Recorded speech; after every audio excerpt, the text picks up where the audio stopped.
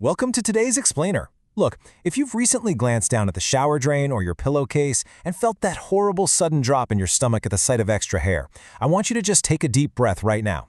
Seriously, you are absolutely not alone in this. Today, we're breaking down the exact, evidence-based biological connection between stress and hair fall. We're going to take all that anxiety you're feeling and transform it into actual understanding by looking right at what the science tells us. It's all about giving you back your sense of control. So here is our roadmap for today. First up, the stress-shedding panic. Then, we'll hit the biology of telogen effluvium. Third, identifying stress-induced thinning. Fourth, the expert outlook on reversibility. And finally, your gentle restoration plan. Section 1. The stress-shedding panic. So, let me ask you a really direct question. Are you finding extra strands in the drain? Now, finding a few stray hairs, that might not seem like a massive deal on just a random Tuesday. But when you're already juggling crazy deadlines at work, dealing with personal stuff, or just fighting overwhelming anxiety, and those few strands suddenly turn into noticeable clumps, yeah, panic naturally sets in. It's a super heavy emotional burden to carry when it literally feels like your body is physically reacting to your mental exhaustion. It's a completely shared experience, and honestly, it creates a bit of a vicious trap. Take this super relatable conversation between two friends, Sharvari and Isha. Sharvari mentions she's been finding huge clumps of hair and says, "It's making me panic," which is probably just making the whole situation worse. And Isha hits the nail on the head, replying, "I was in the same boat last year. Chronic anxiety literally shocks your hair into a resting phase." This brilliantly captures the trap we all fall into. Dealing with stress hair loss is just incredibly frustrating because it becomes this vicious cycle, right? You shed hair, you start stressing about shedding that hair, the worry creates even more anxiety, and well, that anxiety literally triggers more shedding. All right, Section 2. Biology of telogen effluvium. The official medical term for this whole ordeal is telogen effluvium. Basically, it's a condition where your body's physiological response to stress, anxiety, or illness sends the hair growth cycle prematurely into shock, forcing your follicles into a resting phase. To really get this, you have to remember that your hair has a programmed life cycle. It's got a growth phase, a rest period, and a shedding phase. When you're under severe emotional or physical strain, your body releases elevated levels of the stress hormone cortisol, along with these inflammatory neuropeptides right around the hair root. Your body essentially goes into survival mode. It starts prioritizing essential life-saving functions over, non-essential ones like growing hair. So it just slams on the brakes, pushing those actively growing follicles straight into a resting phase way, way too early. And the sheer scale of this biological response, it is absolutely staggering. 70%. Under acute or sustained emotional stress, up to 70% of the actively growing hair follicles on your scalp can be forced into this resting state, all at the exact same time. That is a massive physiological shift, and it perfectly explains why the shedding feels so incredibly sudden and intense when you finally start noticing it. Now, this builds into a fascinating biological timeline, one that actually busts a huge myth about hair loss. A lot of folks think extreme anxiety makes you go bald overnight, right? But that is just not how the timeline works. Think of it like this. Month 0 is your stressful event trigger. During months 1 and 2, your cortisol spikes and the follicles regress into that resting phase. But get this, it isn't until months 3 to 6 that you actually experience the noticeable hair shedding. This massive biological delay is exactly why it's so incredibly hard to link today's hair fall to a stressful event that happened half a year ago. You aren't losing hair because of the deadline you missed yesterday. You're losing it because of the chronic stress you were enduring months ago. Moving on to Section 3, identifying stress-induced thinning. So, how do we know for sure that this is actually what's happening to you? The absolutely crucial point here is being able to confidently distinguish temporary stress-induced shedding from progressive genetic hair loss, because obviously genetic hair loss causes a lot more long-term fear. So what are the specific signs? Well, stress hair loss typically presents as an even, diffuse thinning across your entire head. Now, while your whole scalp goes through it, you're probably going to notice it more prominently at the temples and the crown. But here is the key. There are no distinct or isolated bald spots. The thinning just spreads evenly, giving you that sudden appearance of significant overall volume loss. In really severe cases of telogen effluvium, you might even notice some thinning in your eyebrows or other body hair. So if this sounds like what you're seeing in the mirror, it points directly to an internal stress response, not genetics.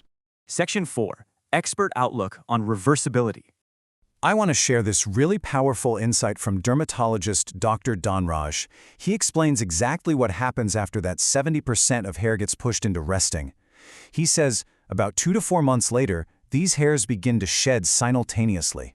However, because the hair follicles remain alive, normal regrowth typically resumes once the underlying stress is managed. This is the leading medical consensus right now, and let me tell you, it is incredibly good news. Trauma-induced thinning is absolutely not a permanent sentence. In fact, this is literally the single most important thing you need to remember every single time you look in the mirror. The follicles are resting, they are not dead. It is just so crucial to understand that stress hair loss does not destroy the hair follicle. It merely hits pause on its growth cycle. And because that follicle is still alive and well right beneath the surface of your scalp, this entire situation is completely reversible. Once your internal environment stabilizes and your stress levels finally normalize, your natural growth cycle is going to reset itself. Okay, Section 5, your gentle restoration plan. This means you actually have the power to help your hair bounce back. When your scalp is compromised and you're dealing with heavy shedding, what you put on it matters immensely. There's a really stark contrast between what actually helps and what harms a compromised scalp. On the helping side, we've got ingredients like niacinamide, which is fantastic for boosting that vital blood circulation to the scalp.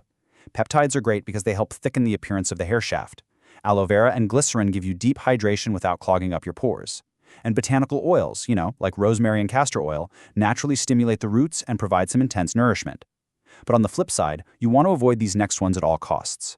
Harsh sulfates like SLS and SLEs, they just strip away your natural oils and leave your fragile hair super brittle. Then there are heavy non-water-soluble silicones that weigh down thin hair and literally choke out those vulnerable follicles. Oh, and definitely skip the synthetic fragrances or drying alcohols. They just cause inflammation and irritation. Listen, during a shed, your scalp is highly vulnerable. You've got to treat it like fine silk. Now let's take those ingredients and translate them into a highly effective 4-step everyday hair care routine. Step 1, gentle cleansing. You want to wash 2 to 3 times a week with a mild, sulfate-free shampoo. And here's the trick. Strictly focus that lather on your scalp rather than aggressively rubbing the lengths of your hair. Step 2, nourishing conditioning. Just apply a lightweight, silicone-free conditioner from the mid-lengths to the ends. You really want to prevent weighing down those roots. Step 3 is scalp treatment. Try to incorporate a weekly targeted serum or oil to deliver concentrated nutrients directly to those resting follicles. And step 4, safe drying. Please never vigorously rub your wet hair with a standard cotton towel. Instead, just gently squeeze out the excess water using a microfiber towel or even a soft cotton t-shirt and let it air dry whenever you can. Experts also strongly advise avoiding super tight hairstyles, excessive heat, or any kind of chemical processing during this sensitive recovery time. Those things can just pull on and break your already weakened follicles. But remember, true healing happens from the inside out. You really need 7 to 8 hours of quality sleep every night. That is when your body goes into a deep state of cellular repair. Make sure you're eating a balanced diet and staying hydrated so you can feed those follicles internally. Give yourself daily scalp massages too. It's a great way to naturally boost that vital blood circulation. And a quick tip, apply those potent serums and overnight oils right before bed. That way, the active ingredients can penetrate deeply and work uninterrupted alongside your body's natural regenerative processes while you're asleep. You might also want to consider holistic, chemical-free options. Brands like Timb's offer natural, herbal hair and skincare products that are completely free from parabens, sulfates, and harsh chemicals, which is exactly what a stressed scalp is begging for. But above all else, you just need patience. Seriously, do not switch products every 2 weeks out of frustration. Give this gentle routine at least 3 to 4 months to show tangible results because, well, that is simply how long the biological hair cycle takes to reset and finally show visible new growth. So, we've covered the biology, we've identified the signs, and we've laid out the exact steps for a really gentle recovery. Which brings me to our final question for this explainer. What will you do tonight to manage your daily stress and save tomorrow's hair?